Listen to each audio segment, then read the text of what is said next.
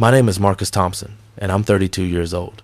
Let me tell you about the day my whole world came crashing down like a house of cards in a windstorm. I was sitting in my mama's kitchen, the same kitchen where she raised me and my sister Keisha, eating her famous peach cobbler, when she slid her credit card statement across the table like a detective presenting evidence in a murder trial. The look on her face told me everything I needed to know. My side hustle had just become her main concern. Now, before you judge me, let me explain how I got here. See, I've always been what you call entrepreneurial minded. My mama, Dorothy Thompson, she worked 2 jobs my whole childhood to keep a roof over our heads. She's 65 years old now, retired from the post office after 40 years, and she deserves every bit of peace she's finally getting. But here's the thing about growing up watching your mama struggle. It does something to you. It makes you hungry in a way that's hard to explain to people who always had enough. 6 months ago, I had this brilliant idea. I was going to start a custom t-shirt business. Nothing fancy, just quality designs for the community. Events, family reunions, church gatherings, you name it. The problem was, I didn't have the capital to get started. Banks weren't trying to hear my pitch, and I had already borrowed money from my boy Darnell that I still hadn't paid back. That's when I remembered something. Mama had given me her credit card years ago for emergencies. She'd say, "Marcus, this is for emergencies only. If the car breaks down, if you need medicine, if there's a real problem." Well, I convinced myself that my lack of capital was an emergency, a financial emergency, an opportunity emergency. The first charge was just $500 for a heat press machine. I told myself I'd pay it back before the statement even came. Then it was $300 for blank shirts, then $200 for design software, then another $400 for shipping supplies. Before I knew it, I had racked up over $8,000 in charges, and I hadn't sold a single shirt yet. Not one. Turns out, having equipment doesn't automatically make you a businessman. Who knew? So there I am, sitting across from Mama, watching her read through that statement with her reading glasses perched on her nose. She's got this way of being quiet that's scarier than any yelling could ever be. My sister Keisha is leaning against the counter, arms crossed, looking at me like I just robbed a church. Which, in a way, I guess I kind of did. I robbed Mama's peace of mind, and that's pretty much sacred. Mama finally looks up at me, takes off her glasses real slow, and says, "Marcus Jeremiah Thompson. Whenever she uses your full government name, you know you're in trouble. Can you explain to me why my credit card bill looks like I've been shopping for a small country?" Her voice is calm, which somehow makes it worse. I would have preferred the yelling. The calm is dangerous. The calm means she's really thinking about how disappointed she is. I open my mouth to explain, but Keisha cuts me off. "Oh, this should be good. Please, Marcus, enlighten us. What emergency required you to spend $8,000 of Mama's retirement money?" Keisha has always been the responsible one. She's a nurse, married with 2 kids, never asked Mama for anything since she graduated college.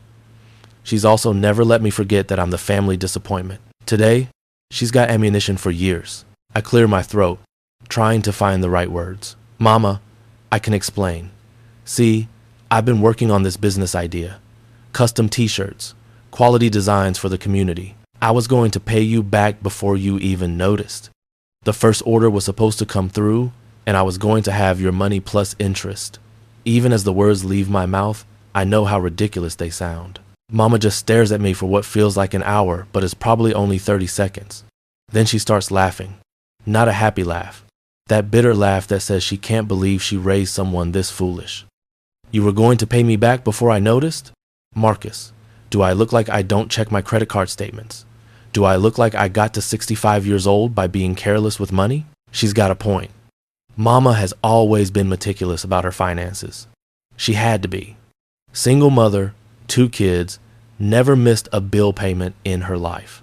She taught us to balance a checkbook before we could drive. How did I think I was going to pull this off? "And what orders, Marcus?" Keisha chimes in.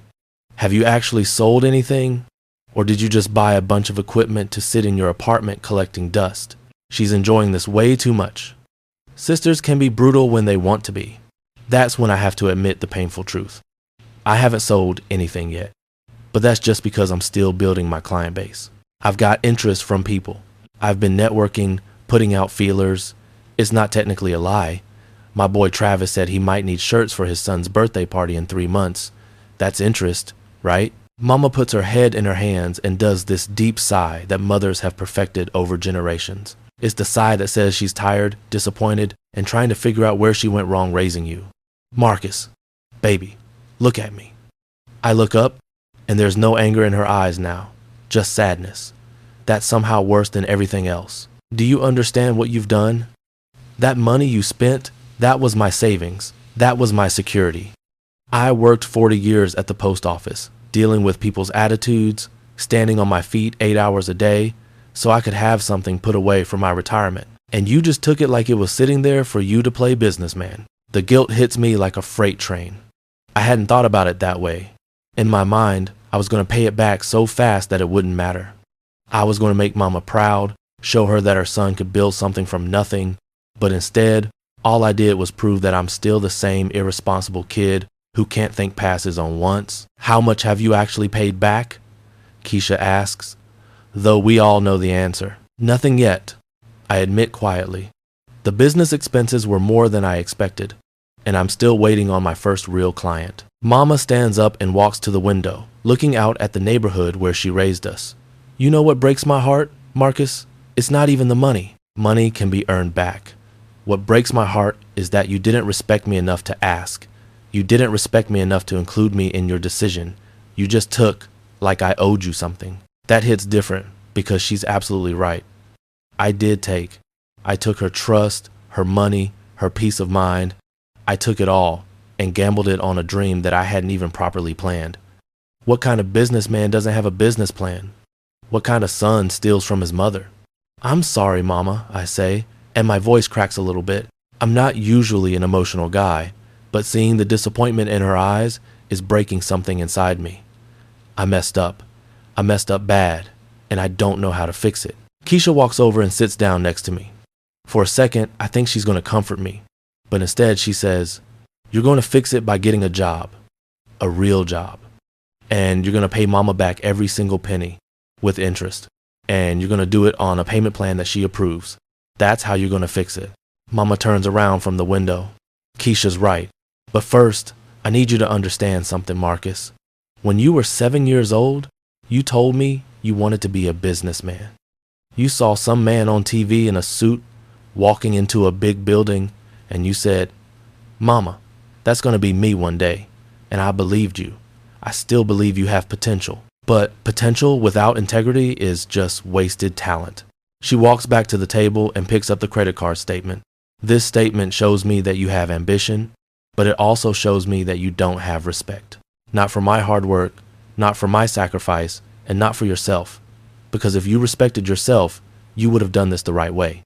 You would have saved your own money, built your own credit, and created something you could be genuinely proud of. Instead, you created debt and disappointment. The words sting because they're true.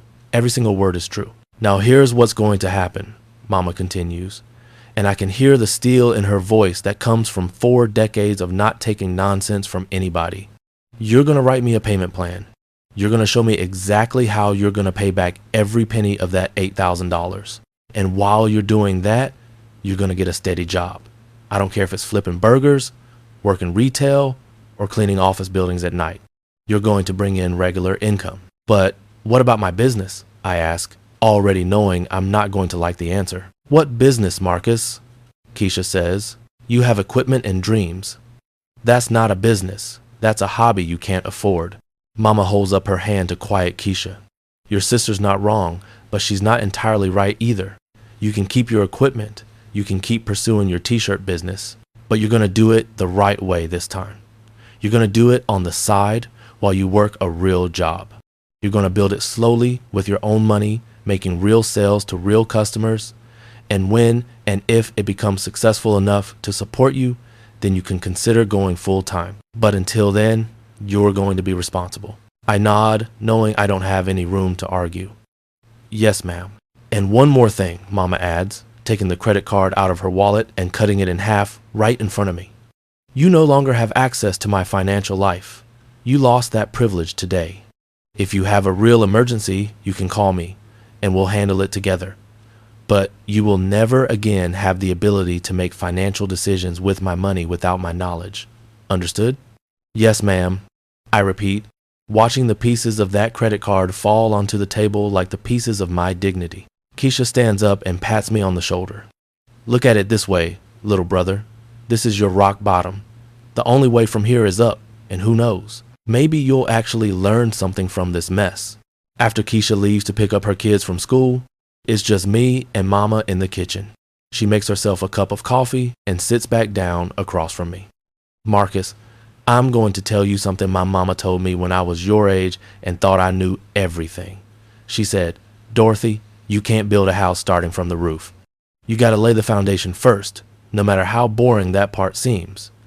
You were trying to start from the roof, baby.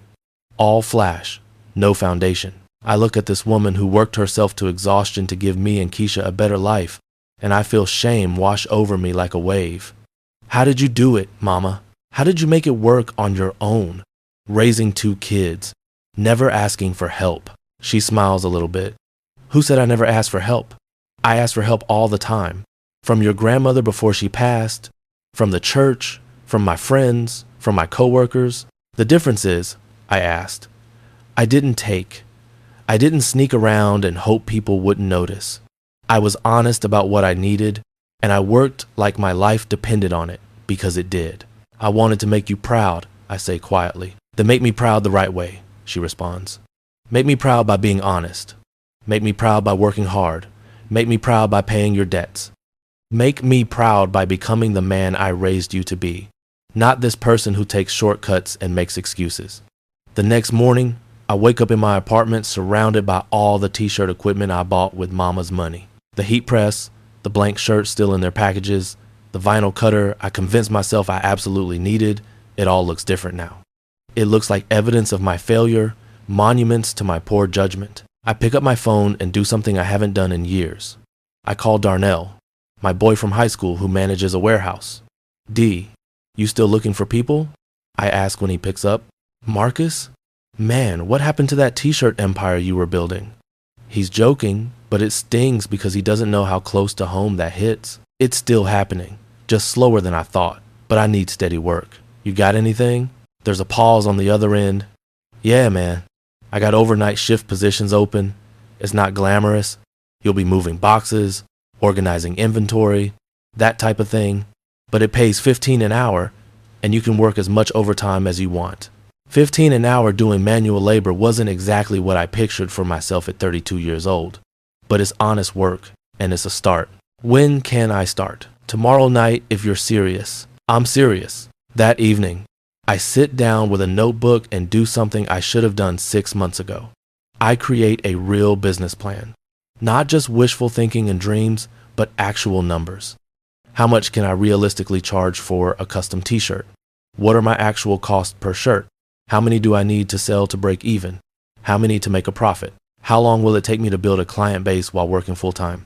The numbers are sobering. Even working overtime at the warehouse and running my t-shirt business on the side, it's going to take me at least 2 years to pay Mama back and get my business to a point where it can sustain itself. 2 years of long nights and hard work. 2 years of proving that I'm not just a dreamer but someone who can actually follow through. The next day, I go back to Mama's house with my payment plan written out in detail. She's in her garden, tending to her tomatoes like she does every Saturday morning. I wait until she's done before I approach her. Mama, I've got my payment plan. I hand her the notebook where I've written everything out. She wipes her hands on her apron and takes the notebook, reading through it carefully. I've calculated that I can pay her back $200 every 2 weeks, which means it'll take me roughly 20 months if I stick to the plan. It's not fast, but it's realistic. You got a job already? She asks, looking up from the notebook. Starting tomorrow night at Darnell's warehouse. Overnight shift. And I've already lined up my first real t-shirt customer. Mrs. Henderson from church needs 50 shirts for the youth ministry retreat next month. Mama's eyebrows go up. Mrs. Henderson? How'd you manage that? I went to church on Wednesday night prayer meeting and actually asked for business instead of just hoping it would come to me. Turns out, people are willing to support you when you're honest about what you're trying to do. She nods slowly, and I can see something shift in her expression. Not quite approval yet, but maybe a little bit of hope. That's more like it. That's the Marcus I know is inside there somewhere. I'm sorry, Mama. I'm really, genuinely sorry. Not just because I got caught, but because I disrespected you and everything you taught me. I took the easy way, or what I thought was the easy way, and it turned out to be the hardest way of all. She hands me back the notebook. I accept your apology, but you know actions speak louder than words. You show me you've changed by sticking to this plan, by doing the work, even when it's hard, by building something real instead of just dreaming about it. Yes, ma'am, I will. She reaches out and touches my face the way she used to when I was little. You're my son, Marcus. I love you no matter what, but love doesn't mean enabling bad behavior. Love means holding you accountable so you can become the man you're supposed to be. The first month working overnight at the warehouse is brutal. My body hurts in places I didn't know could hurt. I'm lifting boxes, reorganizing inventory, doing the kind of physical labor I haven't done since I was a teenager working construction in the summers. But it's honest work, and every 2 weeks when I hand Mama that $200 payment, I feel a little bit of my dignity coming back. The t-shirt business is growing, but slowly. Mrs. Henderson's order went so well that she recommended me to 3 other church ministries. I did shirts for a family reunion, a birthday party, and a small business grand opening. I'm not getting rich, but I'm building something real. Building it the right way, with real customers and real money that I actually earned. Keisha comes by one Saturday while I'm at Mama's house making a payment. She looks surprised to see me there on time with my money ready. Well, look who's keeping his word. Don't sound so shocked, I say, but I'm smiling because I know I've surprised her in a good way. I'm not shocked. I'm impressed. That's different. She sits down next to Mama. Mama told me you're actually making sales with your t-shirt thing. It's slow, but it's real. I'm not trying to be the next big thing overnight anymore. I'm just trying to build something sustainable. Mama makes us all lunch, and for the first time in months, sitting in that kitchen doesn't fill me with guilt and shame. We eat and laugh and talk about family stuff that has nothing to do with credit cards or bad decisions. It feels normal.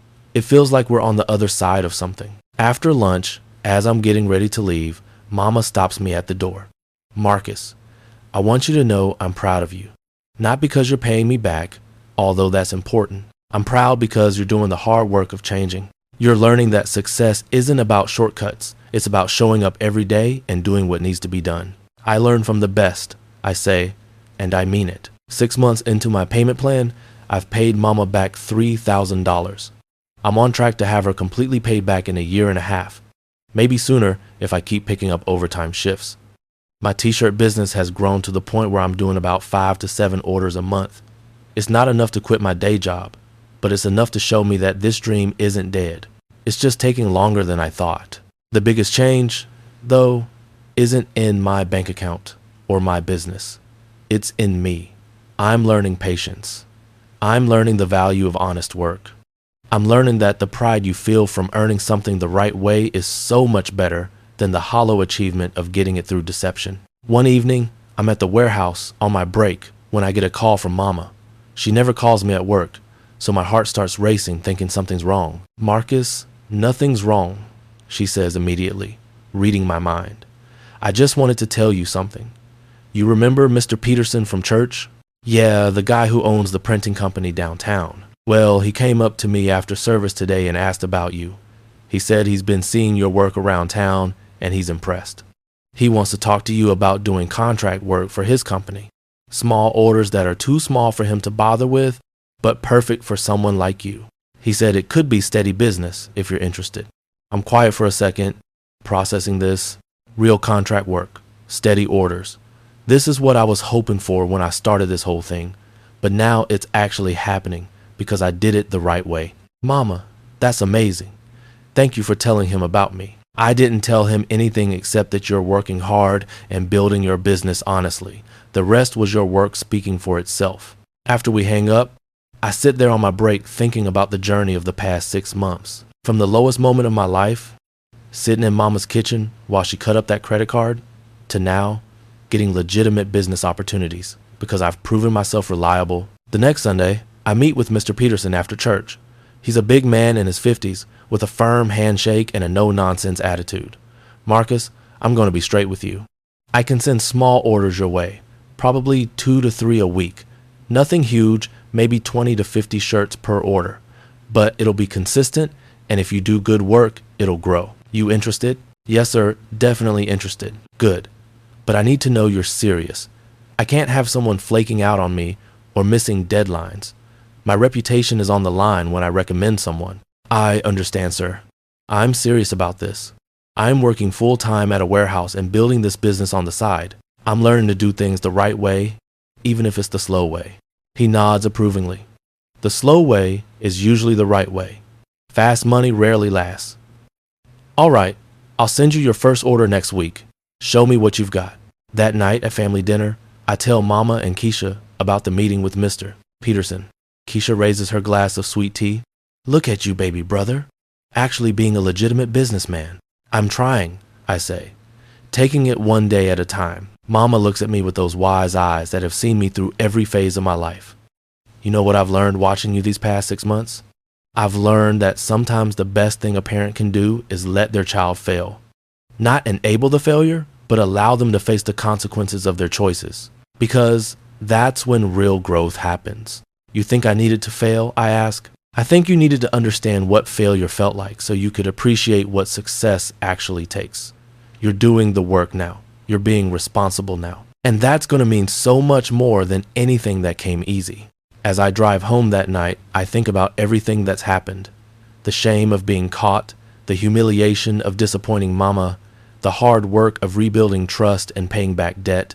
None of it has been easy, but it's been necessary. I'm becoming the man I always said I wanted to be, not through shortcuts or schemes, but through honest work and keeping my word. A year later, I make my final payment to Mama. It's a Saturday morning, and I show up at her house with the last $200 and something extra. A check for $500. What's this? She asks, looking at the check. Interest. You never asked for it, but you deserve it. For the trouble, for the stress, for believing in me, even when I gave you every reason not to. Mama tries to hand the check back. Marcus, I don't need your money. I know you don't need it, but I need to give it to you. Not because I owe it, but because I want to. Because you taught me that integrity means doing the right thing even when nobody's watching, even when nobody would know the difference. She takes the check, and there are tears in her eyes. I'm so proud of you, baby. Not because you paid me back, but because of who you've become in the process. My t-shirt business is thriving now, thanks to Mr. Peterson's steady stream of orders and word-of-mouth referrals. I'm doing enough business that I've been able to cut back my warehouse hours. I'm not ready to go full-time with the t-shirts yet, but I can see it on the horizon. Real success, built the right way. Keisha comes over that afternoon to celebrate with us. We're in Mama's kitchen, the same kitchen where this whole journey started a year ago. You remember what you looked like sitting in that chair when Mama put that credit card statement in front of you? Keisha asks, laughing, like I wanted the floor to open up and swallow me whole. I admit, you looked like you'd seen a ghost, the ghost of your poor judgment. We all laugh because enough time has passed that we can find humor in it now. But I'll never forget that feeling of sitting across from Mama, realizing I had violated her trust and stolen from the person who sacrificed everything for me. You know what the craziest part is? I say, if you had just given me the money when I asked for it a year ago, I probably would have failed anyway. I wasn't ready. I didn't respect the process. I thought I could skip all the hard parts and just jump to success. Mama nods. That's the lesson, isn't it? There are no shortcuts to anywhere worth going. You have to do the work. You have to respect the process. You have to earn what you get. And you have to respect the people who came before you. I add. You have to understand that their sacrifice means something, and you honor it by doing things the right way. As I leave Mama's house that evening, I realize that getting caught using her credit card was the best thing that ever happened to me. It forced me to confront my immaturity, my lack of respect, and my entitled thinking. It made me grow up in ways I desperately needed to grow up. My business is successful now, but it's built on a foundation of hard work, integrity, and lessons learned the hard way. Every t-shirt I print, every order I fulfill, every satisfied customer I serve is a testament to the fact that I finally learned what Mama tried to teach me all along. You can't build something real on a foundation of deception and shortcuts. You have to do it the right way. even when the right way is the hard way. And every time I make a business decision now, I ask myself one question: would this make mama proud? Not because she has my credit card anymore, but because she gave me something more valuable than money. She gave me the example of what it means to work with integrity, to face your responsibilities, and to build something that lasts. That's the real inheritance. Not money, not things, but values and character. And that's something nobody can take from you, and nobody can give you. You have to earn it yourself, one honest day at a time. 3 months after making that final payment to mama, I'm standing in front of a small storefront on Martin Luther King Boulevard. It's nothing fancy, just 800 square feet between a barbershop and a soul food restaurant. But the rent is reasonable and the location is perfect. My boy Darnell is with me, looking at the for lease sign in the window. You serious about this? He asks, hands in his pockets. You're really about to get a physical location? I think so, I say, though my stomach is doing flips. The online orders are good, but having a storefront where people can come in, see samples, talk about their designs in person, that's the next level. And you can afford it? For real this time. I pull out my phone and show him the spreadsheet I've been working on for the past 2 months. Every number, every projection, every expense calculated down to the penny. I've saved enough for the first 6 months of rent plus operating expenses. Mr. Peterson's contract work gives me a steady baseline income, and I've been putting away 30% of every sale for the past year specifically for this. Darnell whistles low. Look at you, being all responsible and stuff. Who are you, and what did you do with Marcus? We both laugh, but he's not wrong. The Marcus from 2 years ago would have jumped at this opportunity without thinking it through. Probably would have tried to use somebody else's money to make it happen. This Marcus has learned to count the cost before building. I call the number on the sign and set up a meeting with the landlord for the next day. That night, I can barely sleep. This is everything I've been working toward, but I keep hearing mama's voice in my head. You gotta lay the foundation first, no matter how boring that part seems. The next morning, I do something that 2 years ago would have felt impossible. I call mama and ask her to come to the meeting with the landlord with me, not because I need her money, but because I value her wisdom. You want me to come look at the space? She asks, surprise evident in her voice. Yes, ma'am. I trust your judgment and I want your opinion before I sign anything. This is a big decision, and I don't want to make it alone. There's a pause on the other end of the line, and when she speaks again, her voice is thick with emotion. I'll be there, baby. What time? The landlord, Mr. Chen, meets us at the property at 2 in the afternoon. He's an older Chinese man who's owned property in the neighborhood for 30 years. He unlocks the door and we step inside the empty space. Previous tenant was a hair salon, Mr. Rizzer, Chen explains. They moved to a bigger location across town. Space has good bones. Bathroom in the back, storage room, front area perfect for retail or service business. Mama walks around slowly, checking the walls, the floors, the electrical outlets. She opens cabinets, tests the water in the bathroom sink, looks out the back door into the alley. She's doing the same inspection she did when we were looking at apartments when I was growing up, making sure everything is solid before committing. What's the lease term? She asked Mr. Chen. 1 year minimum with option to renew, first month, last month, and security deposit up front. Rent is $1,200 a month. I do the math quickly in my head. That's $3,600 up front, which is within my budget, but just barely. Can we have a few minutes to discuss? Mama asks. Mr. Chen nods and steps outside to make a phone call. Once we're alone, Mama turns to me. You really ready for this? This is a whole different level of commitment than working from your apartment. I think so. My business has grown every month for the past year. I have steady contracts, repeat customers, and I'm turning away work because I don't have the space or equipment to handle bigger orders. And you've done the numbers, really done them? Because rent don't care if you have a slow month. Rent comes due whether you made money or not. I've done the numbers, Mama, multiple times. Even in a slow month, I should be able to cover rent and expenses with Mr. Peterson's contract work alone. Everything else is growth on top of that. She looks at me for a long moment, and I can see her evaluating not just the business decision, but me as a person. Am I still the man who used her credit card without permission? Or have I really changed? What does your gut tell you? She finally asks. My gut says this is the right move. Not because it's easy or exciting, but because I've laid the foundation. I've done the work. I've proven to myself that I can be consistent and responsible. This feels like the natural next step, not a jump I'm not ready for. She nods slowly. Then I think you should do it. But I want you to promise me something. Anything. If it gets hard, if you start struggling, you come talk to me. You don't hide it. You don't pretend everything's fine. You don't try to handle it alone. You communicate. Can you do that? Yes, ma'am, I promise. We call Mr. Chen back inside, and I sign the lease. My hands are shaking a little bit as I write my name, not from fear, but from the weight of what this represents. This is real. This is legitimate. This is mine, built the right way. The next 2 weeks are a whirlwind of activity. I give notice at the warehouse, which is bittersweet. Those overnight shifts taught me the value of hard work, but I'm ready to focus full time on my own business.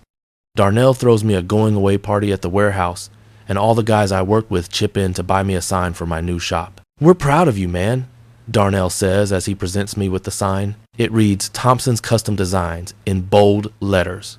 Not everybody has the discipline to build something real. Most people just talk about it. Keisha helps me paint the interior of the shop. We go with a clean white for the walls, with one accent wall in royal blue. You know, little brother, I have to admit something, she says while we're painting. When Mama told me what you did with her credit card, I thought you were beyond help.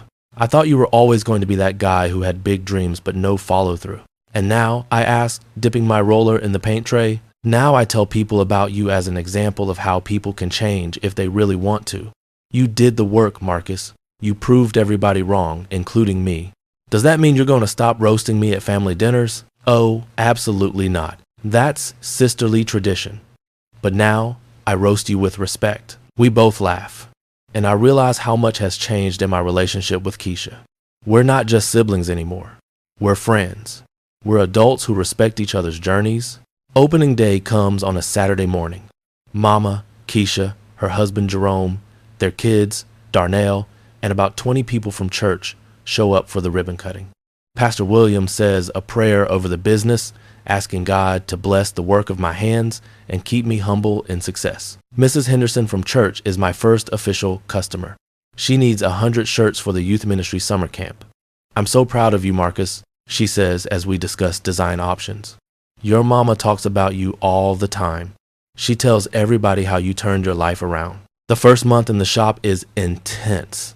I'm learning how to manage walk-in customers while fulfilling online orders and keeping up with Mr. Peterson's contract work. Some days I'm at the shop from 7 in the morning until 11 at night, but it's different from the warehouse exhaustion. This is my exhaustion. This is the tiredness that comes from building something that belongs to you. Revenue the first month is good. Not amazing, but solid. I clear enough to pay rent, cover expenses, and pay myself a modest salary. More importantly, I can see the trajectory. Every week, I'm getting more walk-in customers. Every week, someone new is finding out about the shop and placing an order. One evening, about 6 weeks after opening, I'm closing up the shop when a younger guy walks in. He can't be more than 23, dressed in expensive clothes, wearing jewelry that probably costs more than my entire inventory. You, Marcus, he asked, looking around the shop. That's me. Can I help you? I heard you do custom work, quality stuff. I need 500 shirts for my clothing line launch. Premium blanks, complex design, tight deadline. Can you handle that? 500 shirts would be the biggest order I've ever done. The profit would be substantial, enough to upgrade equipment and maybe hire part-time help. But something in his energy makes me cautious. When do you need them, I ask. 2 weeks. And what's your budget? He names a number that's actually pretty fair for the quantity and timeline. But I can't pay you up front. I'll pay you half when you're done and half after my launch event. There it is.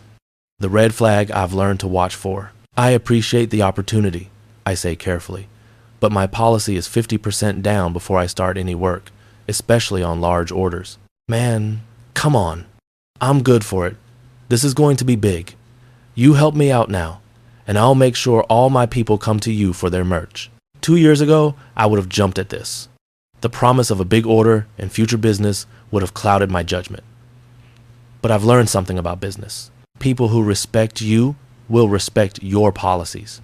I understand and I appreciate the opportunity, but I can't deviate from my policies. If you can do the 50% deposit, I'd love to work with you. If not, I completely understand, and I wish you the best with your launch. He looks annoyed, argues a bit more, but eventually leaves. Part of me wonders if I made a mistake turning down that much potential revenue. But when I lock up that night, I feel good about the decision. I'm running a business based on principles, not just chasing every dollar that walks through the door. The next morning, I mention the interaction to Mr. Peterson when I drop off his latest order. He laughs and shakes his head. Marcus, that's exactly the kind of customer you don't want.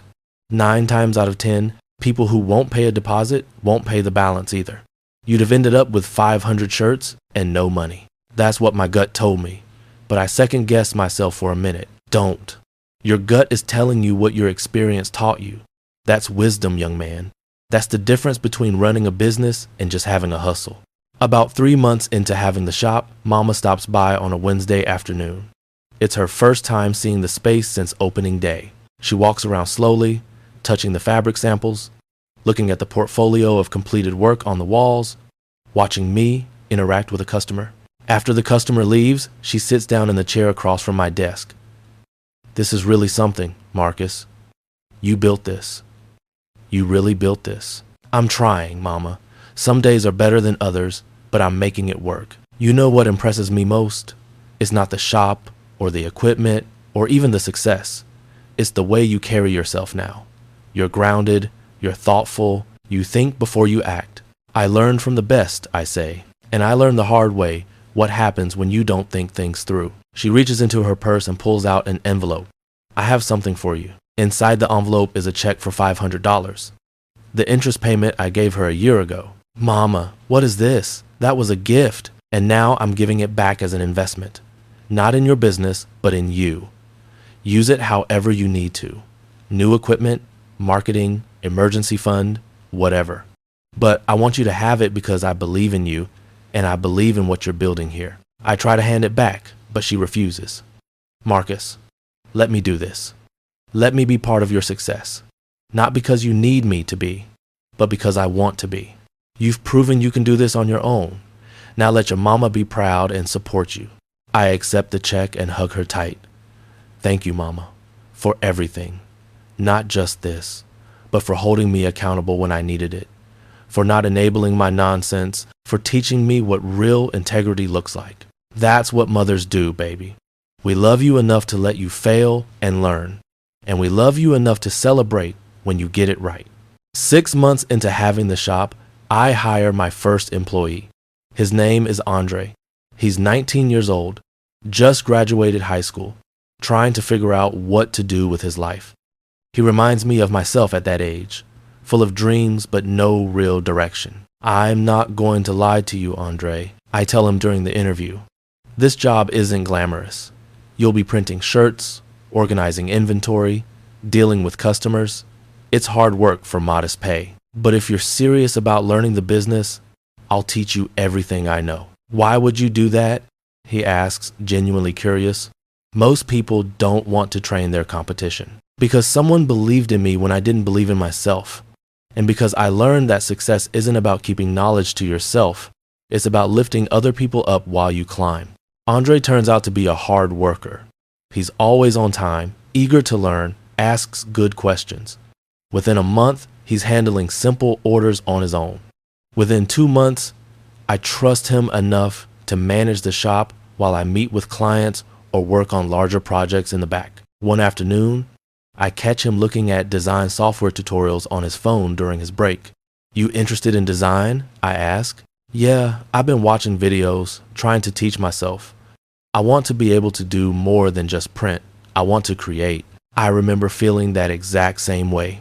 Tell you what, if you're serious about learning, I'll spend an hour after closing each Tuesday teaching you design basics. No charge, no strings attached.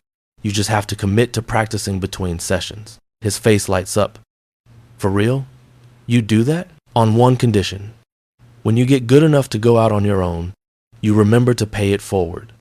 You help the next young person trying to figure it out. That becomes our routine. Every Tuesday after we close, Andre and I work on design fundamentals. He's a natural, picking up concepts quickly and bringing his own creative perspective to the work. Watching him develop his skills reminds me why I got into this business in the first place. It wasn't really about the money. It was about creating something, building something, leaving something behind. 1 year after opening the shop, I host an anniversary celebration. The shop is packed with customers, family, friends, people from the neighborhood who've supported me since day one. Mama makes her famous peach cobbler. Keisha brings a cake decorated with the shop logo. Pastor William says a blessing over the business. During the celebration, I take a moment to address everyone. I want to thank you all for being here. This shop represents more than just a business to me. It represents a second chance. A lot of you know my story, know that I made some serious mistakes getting here. But because of the grace of people in this room, especially my mama, I got the opportunity to make things right. I look at Mama, who's standing near the front with tears in her eyes. Mama, 2 years ago, I sat in your kitchen while you cut up your credit card that I had misused. I thought that was the worst day of my life. But it turned out to be the best day because it forced me to confront who I was and decide who I wanted to be. Everything good in my life right now traces back to that moment. So, thank you for loving me enough to hold me accountable. The room erupts in applause. After the celebration winds down and most people have left, it's just me, Mama, Keisha, and a few close friends cleaning up. You know what's crazy? Keisha says, wiping down tables. If someone had told me 2 years ago that Marcus would have a successful business, be employing people, be mentoring young folks, I would have laughed in their face. But here we are. Character isn't about never making mistakes, Mama says, putting away the leftover cobbler. It's about what you do after you make them. Marcus made a huge mistake, but he owned it, learned from it, and became better because of it. Later that night, after everyone's gone and I'm alone in the shop, I sit at my desk and think about the journey. From the lowest moment of my life, stealing from my own mother, to this moment of legitimate success built on integrity and hard work. The path wasn't straight, and it definitely wasn't easy, but it was necessary. My phone buzzes with a text from Andre. Boss, I just got my first freelance design client. Thank you for believing in me and teaching me. I won't forget it. I smile and text back. Proud of you. Remember our deal. When you make it, you help the next person coming up. He responds with a thumbs up and a praying hands emoji. That's the real success, I think. Not the money in the bank account or the customers through the door, but the impact you have on other people's lives. The way you show up, the integrity you demonstrate, the opportunities you create for others. Mama was right. You can't build something real on a foundation of shortcuts and deception. You have to do it the right way, brick by brick, day by day, choice by choice. And when you do it that way, what you build doesn't just belong to you. It becomes part of something bigger, something that outlasts you and impacts the community around you. 2 years after that humiliating moment in Mama's kitchen, I'm not just running a business. I'm building a legacy. Not because I'm special or particularly talented, but because I finally learned what Mama tried to teach me all along. Success isn't about the destination. It's about who you become on the journey to get there. And the journey is everything. Like this video if it touched something in you. Subscribe if you want to hear more stories about what it means to be human, to be family, and to choose love even when it's complicated. I'll see you next time.